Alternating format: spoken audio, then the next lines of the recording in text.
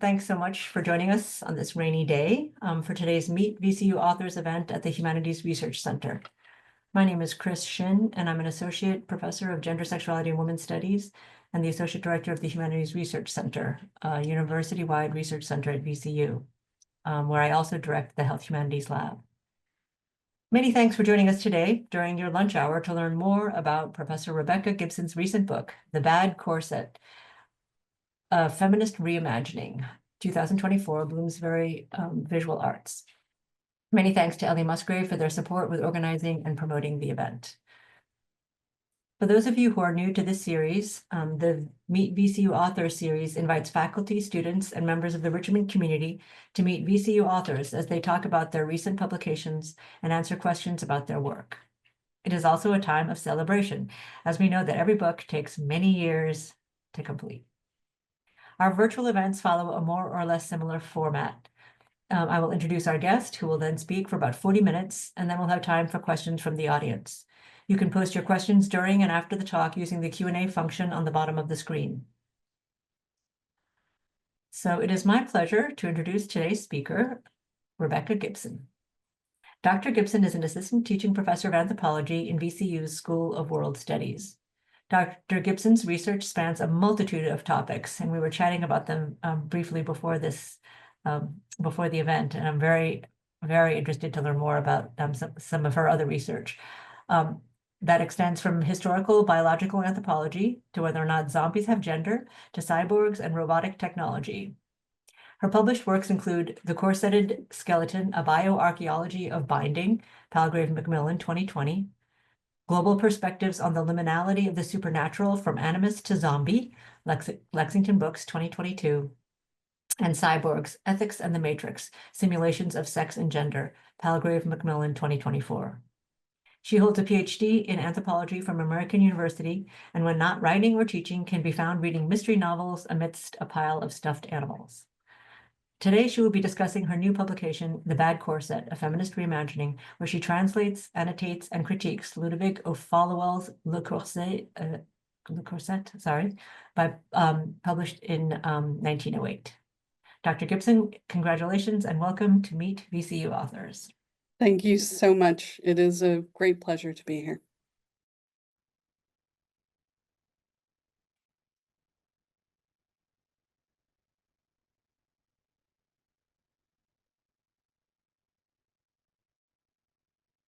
So before we start, I do want to give a content warning. This talk involves human skeletal remains.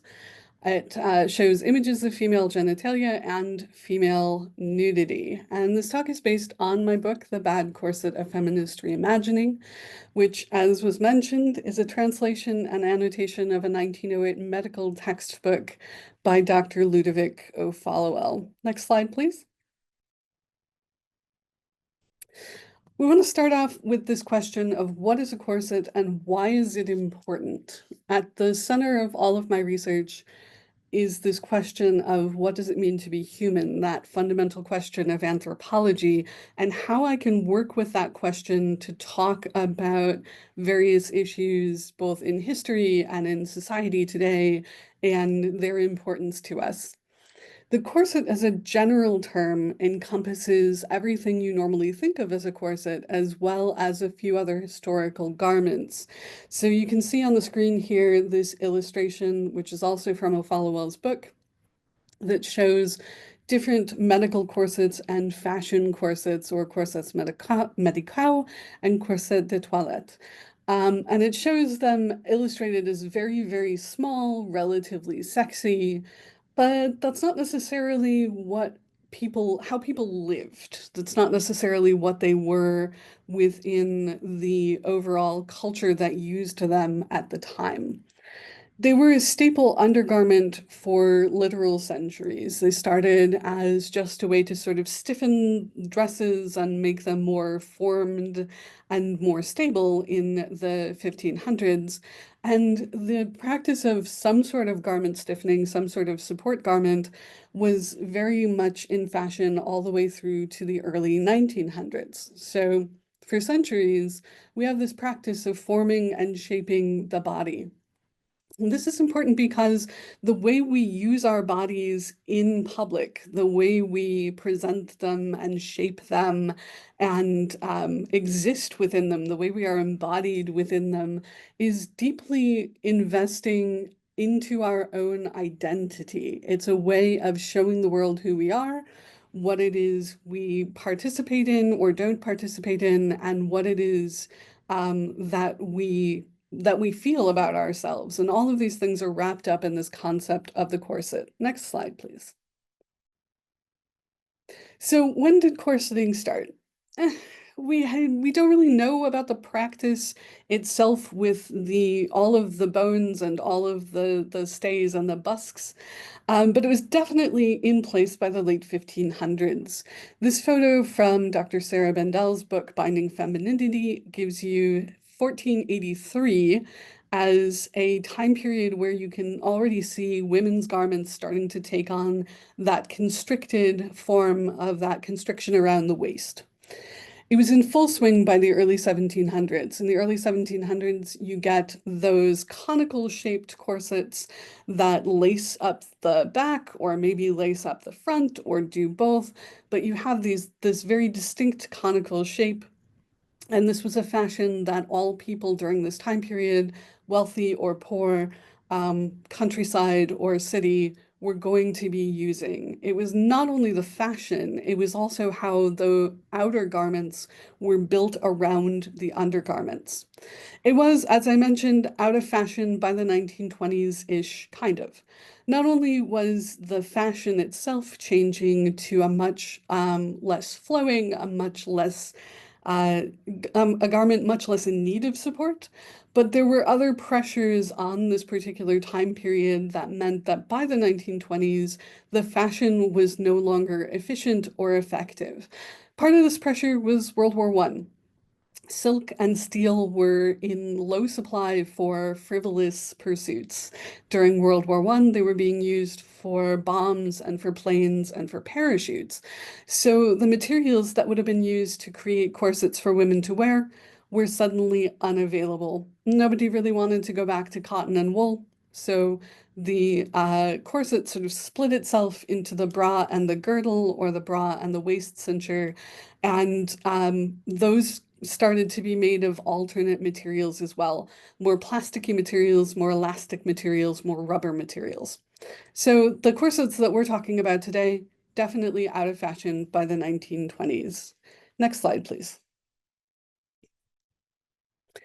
Objections to corseting started very, very early, and it was recorded by the late 1400s. On this slide, not only in the quote, which I don't expect you to read, it's a massive wall of text, but also in the image itself, you see a doctor by the name of Ambrose Pare, who is objecting to women wearing corsets, saying that this is going to damage them, that this, in fact, creates restrictions in their ability to eat, their ability to breathe, and can end up killing them. Now, Pare, as a doctor, was one of the most innovative people of his time. He was a medical surgeon on the battlefield. He wrote extensively about his experience as a medical surgeon on the battlefield, but he also wrote about everything else. His magnum opus is 1,190 pages long, and he opines about almost everything under the sun, one of these things being corsets. Now, unfortunately, being well-read or well-written does not always mean that you are in depth about these particular things. What he says about corsets is both relatively limited and also restricted by his understanding of the technology of the day and his experience with people who wore corsets. So the quote on the screen is usually only partially used when people discuss corsets. The quote actually shows up in O'Followell's book, and then that book is used for other corseting scholars to then talk about Pare. And Pare says that a woman on her wedding day fell into a miasmus and died after being crushed by her corset on her wedding day. But if you look at the entire quote, which is translated here, you will see that she died after taking communion. She went back to her pew, and she died. And then several days later, her mother and her erstwhile husband had to go get married at a different parish because the original priest wouldn't marry one man to both mother and daughter. So this is not an instance of corseting death. This is an instance of death in which a corset was pregnant or was present. She herself was probably poisoned by the communion wine or something of the sort. Regardless, this is not corseting damage that we are seeing here. And this really sets the tone for O'Followell's book, because a lot of what we know about him is either taken through the lens of other doctors like Paré, or is taken from the pictures that he shows. Next slide, please. So we fast forward to 1908 and Ludovic O'Followell writing this book. O'Followell was also a military surgeon. He was a member of the French military for many decades, and he was also a widely written person, opining on everything from the corset to the health and safety of using a bicycle. And he wrote two different volumes of this particular text, one in 1905 talking about corsets and the artwork from which we see them, and then 1908 talking about all of the systems of the body and the ways in which the corset affects this. So this is the frontispiece of the book, where you see exactly what he is putting out there first, that is this drawing of a woman with an ideal rib cage. Subtitle of his book is History, Medicine, and Hygiene. And in 1908, we have a perfect storm of criticism of people's behaviors and their effects on the world around them. We've got not only corseting and dress reform happening in 1908, we've got the temperance movement, which is all about self-control, and we've got the eugenics movement, which is, of course, about controlling other people, making sure that people considered infirm or unfit by the state do not reproduce, and enhancing the reproduction of the quote-unquote desired classes.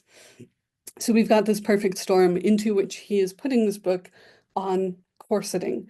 He was far from the only person to talk about corseting, but he was the most voluble. He was the most recognized, both by references to other people during his time period and by the fact that this book survived intact to come down to our time period and be digitized. It's available on the French Wikipedia. And of course, I have this copy. Next slide, please. So how did I intersect with O'Followell? Once upon a master's degree, I ordered a book. And I don't even recall which book I was ordering, but it wasn't this one. This is the one that came. And my master's project was on what corsets did to the skeletal system. And I thought, this is perfectly as useful as whatever book it was I was attempting to find. So I'm gonna use this one. And for my master's degree, I took the page that you can see on the screen and looked at the bottom paragraph and then a little bit onto the next page. At this bottom paragraph, and a little on the next page, there are 46 individual symptoms of quote-unquote corset damage. Now, this is remarkable, particularly because while I was doing my master's degree, one of the things that was often said to me is, oh, we know what corseting does to the body. This, of course, is something that should never be used to stifle inquiry. So I started with these 46 symptoms, and I did my investigative work on the skeletons, and I put it away for a while until I went and got my PhD. But I ordered a different book, got this book, and took a look at these 46 symptoms. Now, what's amazing and unique about these 46 symptoms is some of them absolutely could potentially be attributed to using a corset. Others, on the other hand, absolutely cannot. And there's no distinction in this. There's no differential diagnosis. There's no pulling apart of direct causes or proximal causes. It's just put out there as this is what corseting does. Now, one of the things that intrigued me was one of these symptoms is coughing up blood.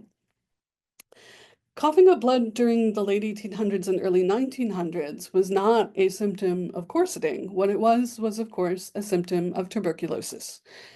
And yet, within the 310 pages of O'Followell's book, I translated every single one of them. There is no mention or discussion of tuberculosis, something that was prevalent, something that was well known, something that was a direct cause of coughing up blood, never gets a mention in this particular book. But I'm getting a little ahead of myself. Next slide, please.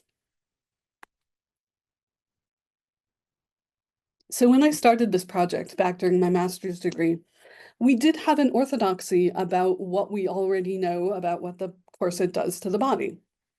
A lot of this, unfortunately, comes directly from O'Followell's book. Until I did my preliminary study in 2012, which was then published in 2015, we had no direct medical evidence, no direct skeletal evidence of what corseting did to the body. It was all taken from O'Followell's book. You can see the X-ray, you can see the drawings. Those are both reproduced in Pamela Stone's paper of 2012. And then there was a researcher, J. Lawrence Angel, who looked at corseting damage during the 1960s through the 80s, who determined that corseting did create some concrete changes to the rib cage. Regrettably for everybody involved, including myself, Dr. Angel died before he was able to publish his findings, and all that is left of his work is a few very vague mentions in other corseting resources and an abstract from the American Anthropological Association, which again was never published. So when I went looking for what it is corsets did to the skeleton, this last line of this slide is what I now have to remind myself of. Be careful what you wish for. When you want to be the person who is out there doing the research and finding the things, you may end up on a very lonely stage, being the only person who's doing the research and finding the things. It's exciting, but it's also kind of terrifying. So my original study was in 2012, was published in 2015. I was in the midst of my PhD at that point, which was between 2014 and late 2017. In the process of doing the PhD, next slide, please, I took a more in-depth look at O'Followell's work. Because, as I mentioned, I have the book. It's one of maybe only 3 copies of this particular book in the world at this point. The French library system has 1 copy.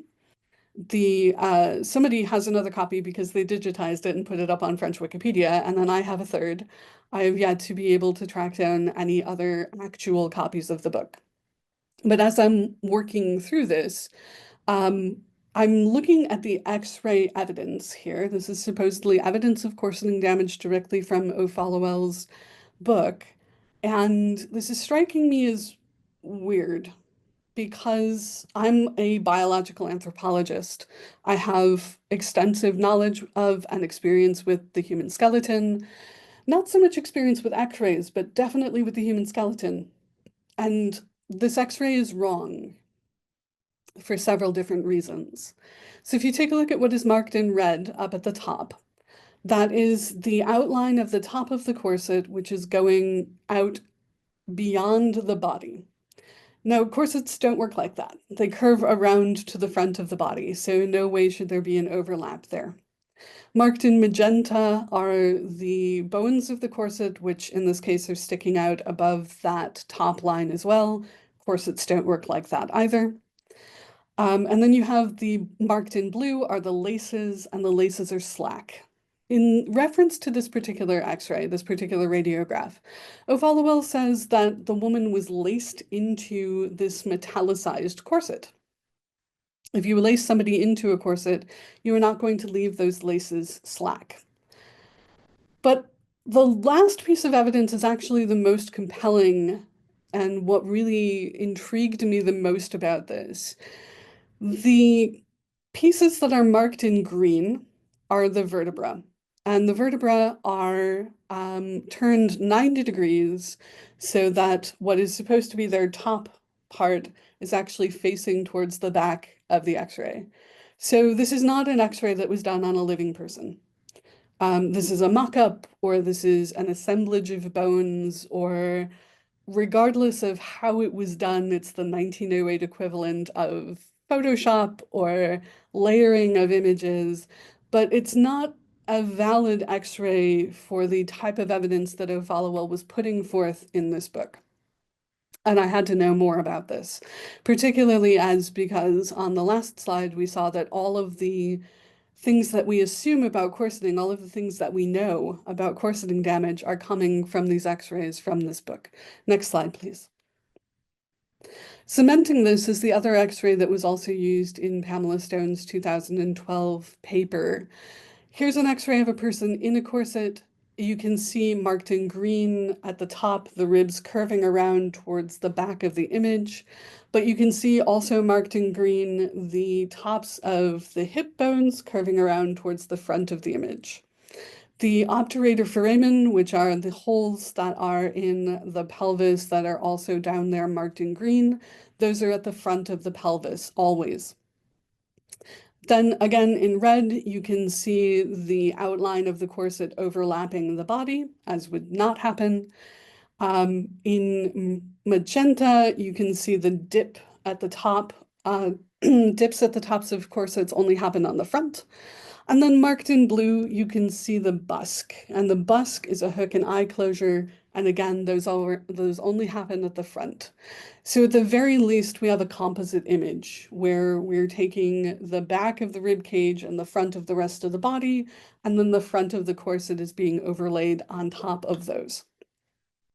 Next slide, please. Throughout all of this, I am going and looking for my own skeletal evidence because corseting is a pressure on a body part that is already in its own working shape, and any pressure on a working body part is going to change that body part. We do this all the time. We use orthodontic braces to change the shape of our mouths to a more culturally pleasing shape, in some cases a more useful shape, but in a lot of ways a more culturally pleasing shape.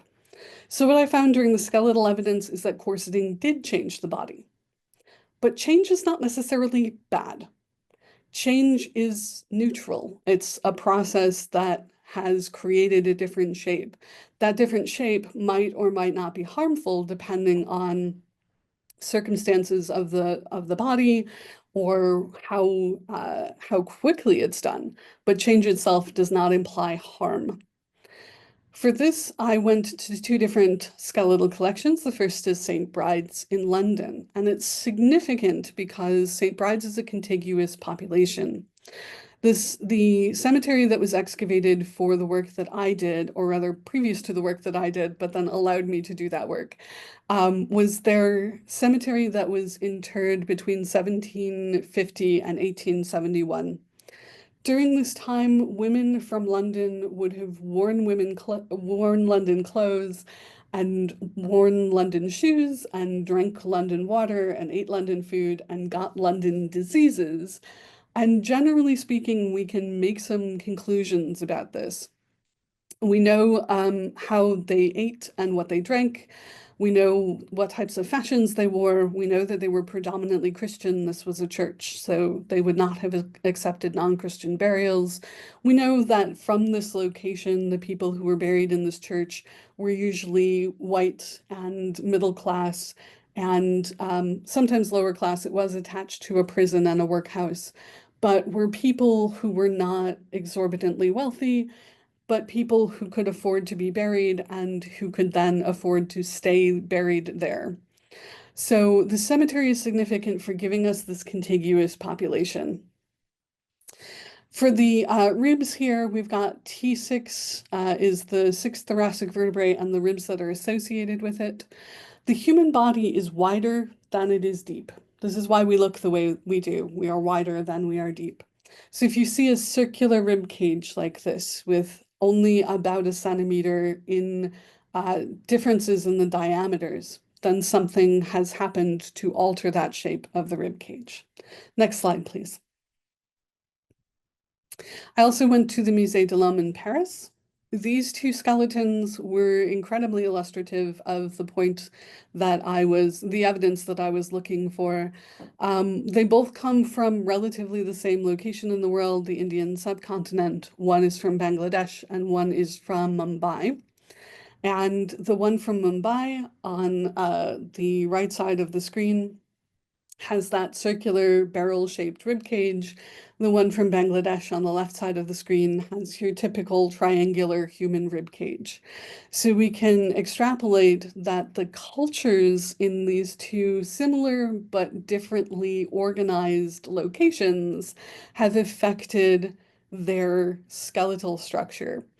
Mumbai had been under the control of the British for a couple of hundred years by the time this woman died, whereas Bangladesh was a trading port with the Dutch, and the Dutch didn't really care about cultural diffusion as much as the British did. The British wanted to make little British subjects out of the Indian population, whereas the Dutch just wanted to trade for tea and spices and silk. So the cultural diffusion created this need for women in Mumbai to adopt British clothing customs, including the corset. Next slide, please. So I very quickly decided that I needed to contact a publisher about translating this book. Obviously, from both the skeletal data that I collected and the lack of any concrete understanding of O'Followell's text instead of the reliance on the images, this needed to be brought to the attention of the fashion and bioanth public so that we can rewrite our history of what corseting does to the body. I'm actually going to do these 2 points in reverse order. So O'Followell borrowed a lot from a lot of other scholars of his time period and the time periods immediately before. He was a little shaky on his attribution in a lot of cases. So in some cases, his borrowing edged up on plagiarism, and in other cases, his borrowing was straight up plagiarism. So this image is one of those things. This is an extremely popular image of the day. In fact, I have a coffee cup with this image printed on it. And it shows what corseting does to the rib cage. But my previous point about this is what's in a drawing? We can draw whatever we want. We can mock up this type of drawing to show you what the corset does to the body. We can put the corset over it. We can put the corset backwards. Whatever we want to do with a line drawing, we can do with that. That doesn't mean that the line drawing itself is accurate. And in fact, he goes on to discuss artwork significantly throughout this text and misses several things about the difference between artwork and the people from whom it is drawn. Next slide, please. So we get What's in a Drawing Part 2. You can see here an uncorseted woman on page left and a corseted woman on page right, with this change in the shape and form of their internal organs. And human beings are distressingly squishy. I will give him that. The organs absolutely move around with the constriction that is placed on them by the corset. They shift, they change forms slightly, they do constrict as your body moves with that pressure of the corset. My counterpoint to this, though, was, but what about pregnancy? Pregnancy actually moves the organs much more significantly than the corset does. Corsets are devices that do constrict, but they constrict in very regimented ways. They're boned, they're set in certain patterns, they are put to those patterns, and they don't alter that much. Pregnancy is unpredictable. You have an entire new being growing inside you, expanding, and it has a mind of its own. It moves when it wants to. It will push up against your rib cage with its tiny little feet, or kick your bladder, or do any of the things that happen during a typical pregnancy. which are much more impactful and potentially long-term impactful than anything seen by the corset. And again, we have this conflation of change with harm. Next slide, please. So what about pregnancy part 2? This is what I mentioned before about female genitalia. So I already discussed the effect on the organs. Pregnancy does have an effect on the organs.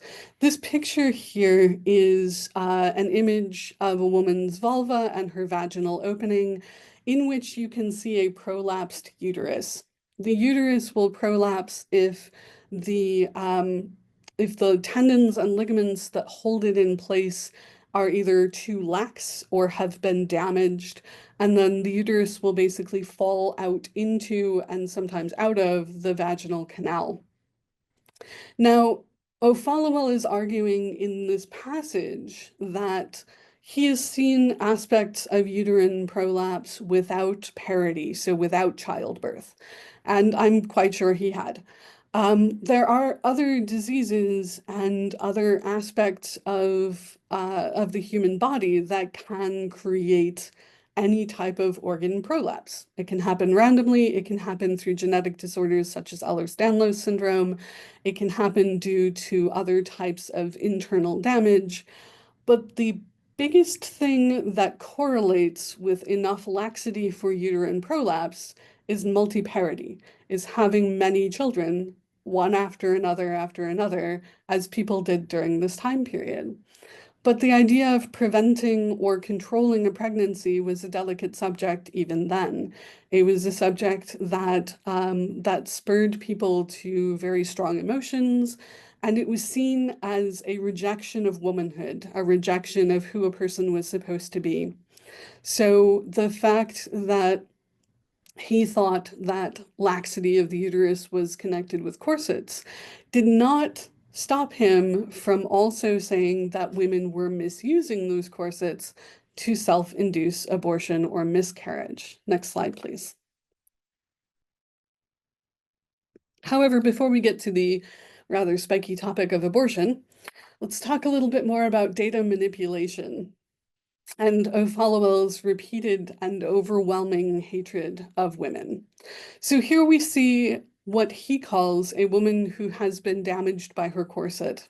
He is showing you this silhouette, this nude silhouette of this woman from the back, supposedly showing corseting damage. We are not seeing any overt corseting damage here. I don't have a full 3D perspective of her, so I cannot talk about her rib cage, whether or not it's circular, but this is not very far off from the proportions of a young woman who has not gained any weight, post her 20-year-old period. She's also standing in a contrapuntal pose. So she has one hip cocked and she has her upper body twisted the other way. This is showing not damage from her garments, but is showing just her body the way her body is. It's not showing scoliosis either. Her spine, where you can see it in the image, is perfectly fine. So we've got this data manipulation again. He's showing you these pictures, these images that he wants you to see, and he's telling you what you see in them without being truthful. He then also ends every single chapter about how these women who wear the corset are harming themselves. It's the bad corset that harms the woman, and it is the woman who wears the bad corset that is harming herself. This is where the title of the book comes from. Next slide, please. Again, with the contrapuntal posing. So here we have Botticelli's Venus. You usually see her on a seashell, but she is currently standing on flat ground here, and she is also in a contrapuntal pose with her upper body canted one way and her lower body canted the other. Art is not reality, and O'Followell is interpreting multiple artworks, mostly Venuses, as depicting the realities of women during the time period in which they are painted. And he's doing this completely ahistorically. The 1900s, the late 1800s, early 1900s were a period of intense art appreciation where schools were being opened up not just to men, but also to women to be artists. And the theoretical underpinnings of this art, including that contrapuntal posing, including the way the Venus has muscles in some cases and not in others, is something that is taught at art schools. So what we see from O'Followell is that women in his grasp of the concept can be anything at all they want except themselves. Next slide, please. So what's really going on here? He goes through this idea of the various forms of the body being intersecting with their races and intersecting the races with civilization. He does not show this particular image, although it is one that I really like a lot, which is a whole listing of different countries and the butt shapes of those countries. He's doing phrenology for the butt. Phrenology is the pseudoscience where the bumps of the skull are mapped to tell personality traits. And it's this milieu of the early 20th century and this rejection of France's golden age that is leading us towards the eugenics that then carries us forward through the First and Second World Wars and really has that particular reflection of everything that O'Followell is building with through these 15 chapters. We have 15 chapters of him building up to this point of you can tell what a person's worth is through their body. Next slide, please. And we come back to that scarlet A, abortion. It's all about control. The corset is about control and abortion is about control. Women probably did use their corset to control their bodies, to abort, but certainly not to the mass amount that O'Followell and others like Guy de Maupassant were implying that they did. However, throughout O'Followell's entire treatise, all 310 pages, you get this feeling that he's not against the corset. He actually advertises corsets. He looks at medical corsets. He sells the corsets that his medical friends tell him are sound. He's not against the corset. He's against women controlling themselves, controlling their own bodies. Next slide, please. So I decided to push back with feminism. This is a really interesting illustration of the curve of beauty. It's called the beauty of the devil, was set at about 15 on this curve, where women were as tempting as they possibly could be, and then their beauty tailed off. And so we know from him that once they're past a certain age, he doesn't actually care who controls themselves. But before that, when they're still beautiful, when they're still young, etc., he does not want them to make their own choices. He wants them to obey the choices that are being made for them by him and other doctors about their corset wear. And so my entire backbone of putting this book together was to talk about those choices, to talk about how our conception of medical choices and the way we use our bodies and the way those bodies exist in space around us is curtailed by ideas that come from this time period where women were being created as medical subjects for the first time, where this idea of control over themselves, over their own money, over their own property, were finally being instantiated into laws. People should be able to make their own choices, even if we don't like them or agree with them. But I will say, modern corsets could be comfier. The Bridgerton actresses have complained that their corsets are constricting, they're unable to eat, sometimes they have trouble breathing. And this is an interesting conundrum because the women on the Bridgerton shows are using the shorter stays of the early 1800s. These are not constricting. These do not give people trouble breathing. What the problem is that reversion to bad materials. So in a way, O'Followell is right. The bad corset is what's harming the women. And we can do better than that. We can respect people's desire to wear them or to wear them in these costume dramas and we can make them better. We can create the good corset. Next slide, please. So throughout all of this, the question that I know is in many people's minds is, but did they die? No. I looked through 3,815 death records from the St. Bride's Parish, that one I talked about in London, where everybody was having the same food and water and fashions and what have you. And there was not one mention of corseting death or corseting damage or a punctured lung because of a rib broken because of a corset or a bisected liver or any of the other things that we have ascribed to corseting damage. Decline was our biggest category with 579, consumption or tuberculosis with 235, that thing that is never mentioned once in O'Followell's book. Old age, 167, childbed fever, 93. No mention of corseting whatsoever, and no confirmed deaths during this time period, 1770 to 1849, in this parish at least, of corseting. So when we take these assumptions, this women died of corseting, or that come to us from the 1400s, or these assumptions of we know what the corset does to the body, or these assumptions of women were losing their organs and getting them chopped in half by corsets. What we're really doing is saying you should not control yourself. You should allow yourself to be controlled by what it is we know without inquiring further. And that's what I wanted to challenge with this book. Next slide, please. Thank you very much to the Humanities Research Center for hosting this talk. They have links to where you can find the rest of my work. I want to acknowledge all of the generous curators who allowed me to access their collections, all of the colleagues who have heard me talk about this so very much over the last decade, and Taylor Swift. And that is it. Thank you very much. Thank you so much, Rebecca.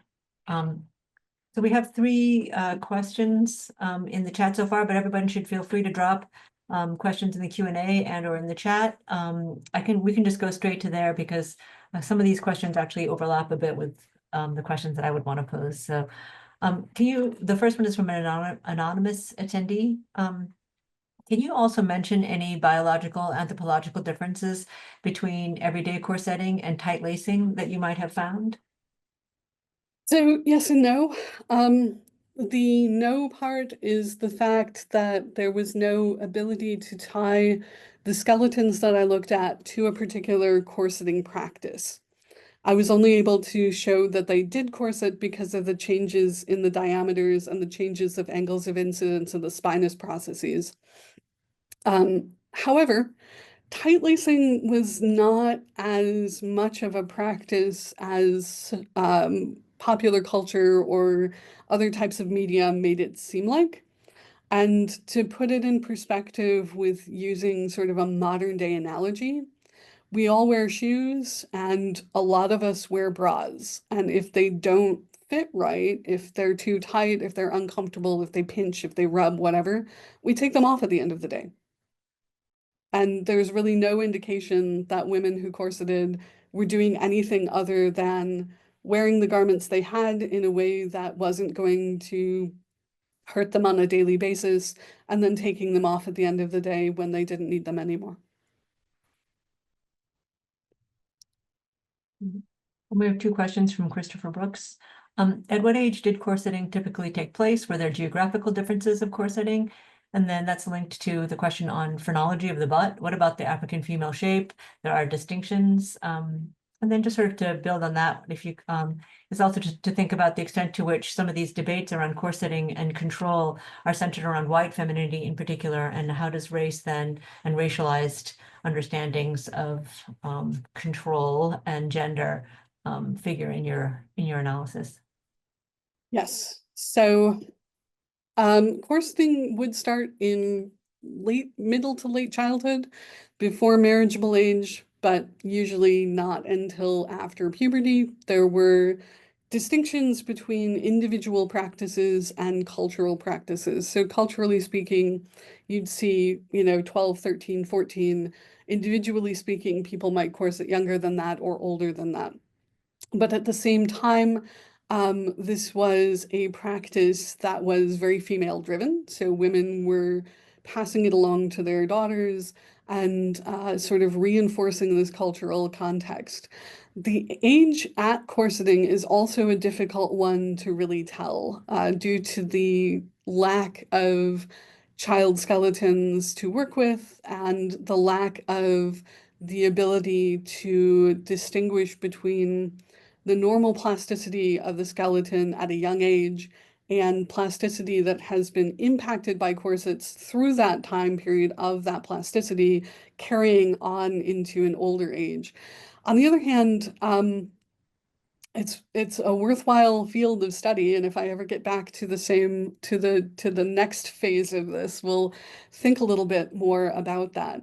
There were geographical differences in terms of corseting based on how much that culture had diffused, whether it was the primary culture of, the European system of dress, the secondary culture of that dress being diffused into various other cultures or places that would not have had an impact on that at all. Unfortunately, that's another answer that I can only give sort of vagueness to. When I was at the Musée de l'Homme in Paris, I was able to look at non-European and non-Europeanized skeletons. And that is how I did my cross comparison. There was a difference between male and female rib shapes.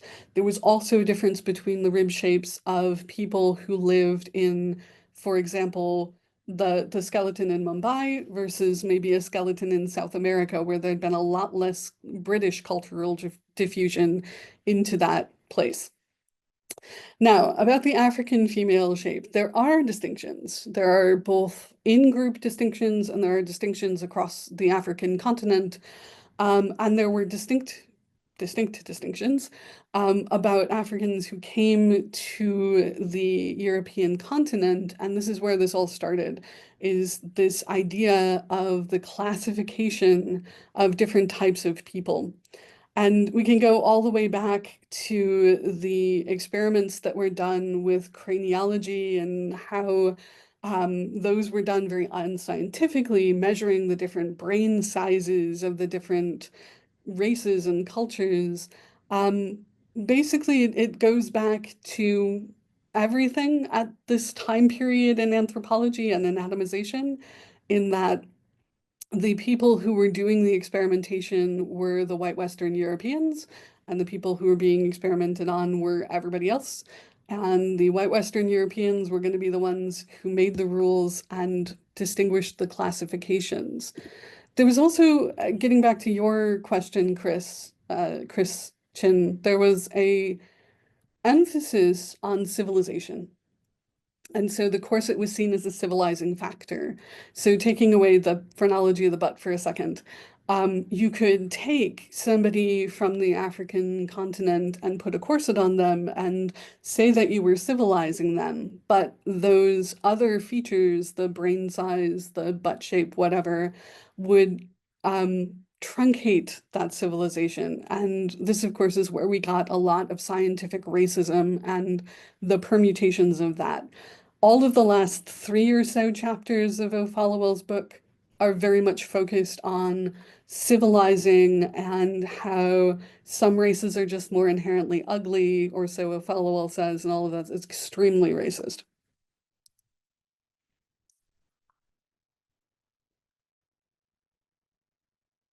We have a number of other questions. Let's see if we can, I think I can consolidate some of them. So Kristen Stewart writes, can't stay, but really appreciate you providing such excellent evidence to aid dress historians in their efforts to debunk the popular horror response to corseting, which is a little related to Mimi Winnick's comment. Thanks for this fascinating feminist talk. Your work explodes such a set old saw. Have you experienced any pushback from people invested for any reason in the old story of the corset? A considerable amount. Not fashion historians. They've all been completely lovely, but biological anthropologists were extremely, to use an analogy, they were circling the wagons around the idea that corsets were inherently harmful.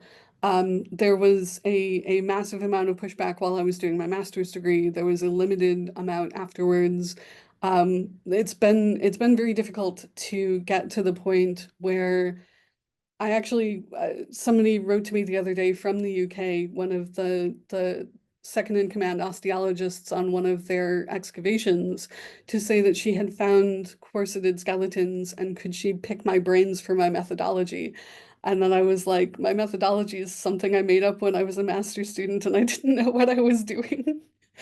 But it still stands, is the thing. And this is what it is about science, is that if at this point my methodology wasn't sound, if my evidence wasn't sound, if, if any of this stuff was debunked by other people who were coming after me and doing it better, then that's science. That's what happens. That's what's supposed to happen, is we get better at this. So that's why I quoted Taylor Swift in my end credit slide, because like this was a very, very difficult process getting to the point where I can claim to be this knowledgeable about this, to have created this particular book. But it was worth that. The scientific process was worth that. Okay, so we have a question. Does corseting, from an anonymous attendee, does corseting have any impact on digestion? Depends. It can, it doesn't have to. And again, it's going to depend on the corset itself, on whatever you're wearing. I like to wear an underbust waist cincher, and you can pull it as tight or leave it as loose as you want, and it doesn't move your organs if you don't want it to. The corseting that was done back when it was creating changes on the bones, maybe, maybe not.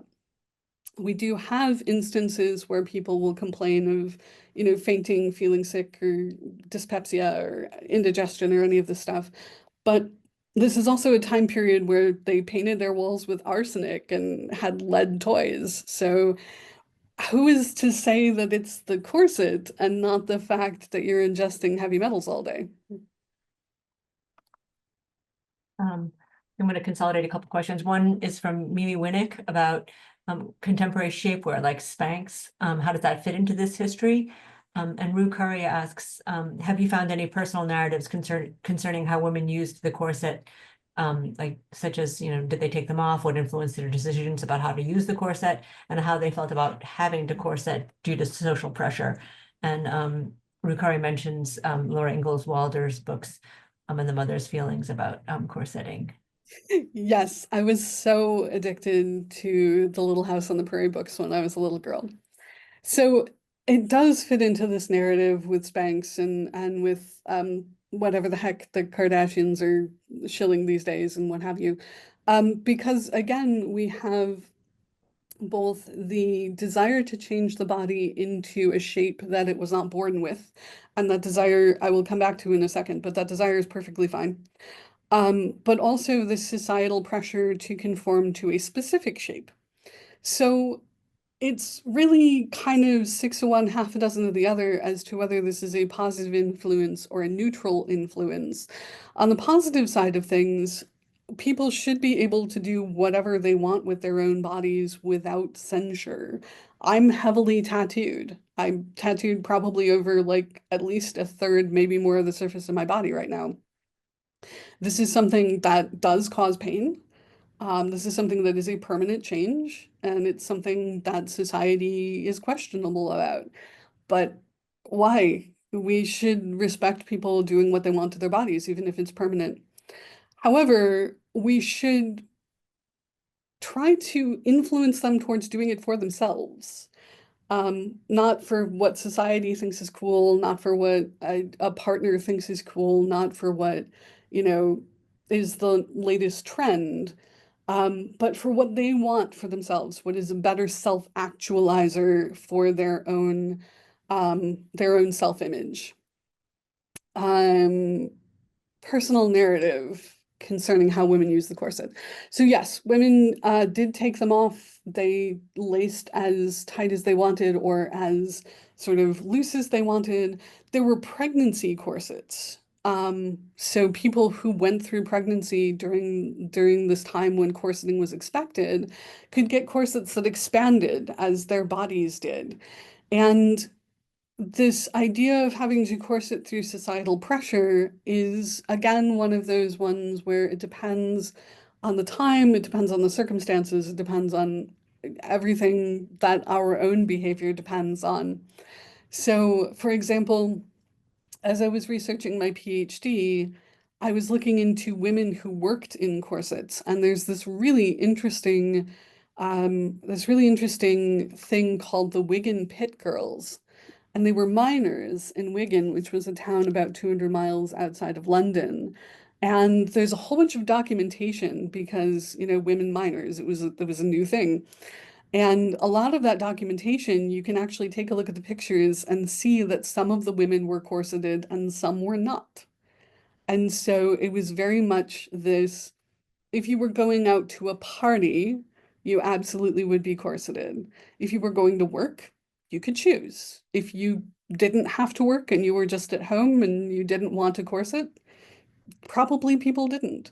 Unfortunately, we can never really look back into the past and find a complete picture, but those are some of the pictures that I found.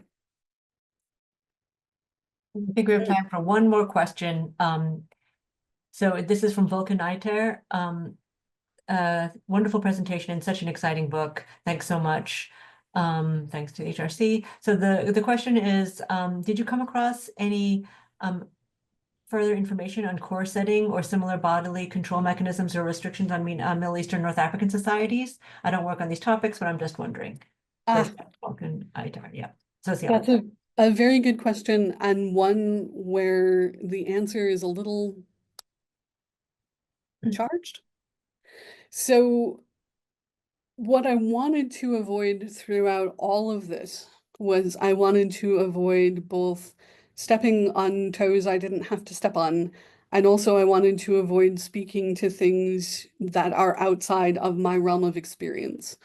So I have not looked into those particular restrictions. I know when we think about North African bodily control mechanisms, we think about the rings that adjust the length of the neck, but this is not something that I felt I was culturally able to contribute to as a white Western anthropologist. It is something that other anthropologists have contributed to, and I have not included it in this because of the narrow focus of this particular research. And again, like not wanting to step on anybody's toes. If there is if there is a press for other scholars to do this type of research, I will happily discuss, measurement techniques and methodologies and what have you with them. But this is not my area of specialty, and it is not something I am comfortable speaking on. Thank you. There are a number of other questions in the chat that we were not able to get to, unfortunately, including comparisons between the anti-corset backlash and the current backlash against gender transition. Also, lots of comments mentioning, I love that you mentioned the Wigan girls. There's some Paul Sandby engravings of women doing farm work in stays from the 18th century. Highly appreciate that I got to catch this feminist webinar. I'm looking forward to reading the rest of the book. That's from Mo.